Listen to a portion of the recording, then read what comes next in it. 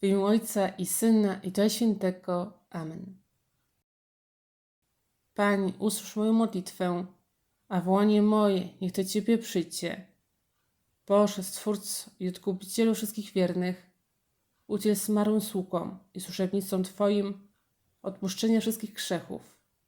Niech przez pobożne modlitwy dostąpią miłosierdzia, którego zawsze pragnęły, który żyjesz i królujesz na wieki wieków. Amen. Panie Boże, ufamy Twojej miłości i miłosierdziu, że przyjmujesz do siebie dzieci nienarodzone z różnych powodów. Prosimy Cię za nie, by się cieszyły wieczną szczęśliwością i oglądaniem Ciebie twarzą w twarz. Wieczny odpoczynek racz im dać, Panie, a światłość egoista nie im świeci. Przez miłosierdzie Boże niech odpoczywają w pokoju wiecznym. Amen. W imię Ojca i Syna i Ducha Świętego. Amen.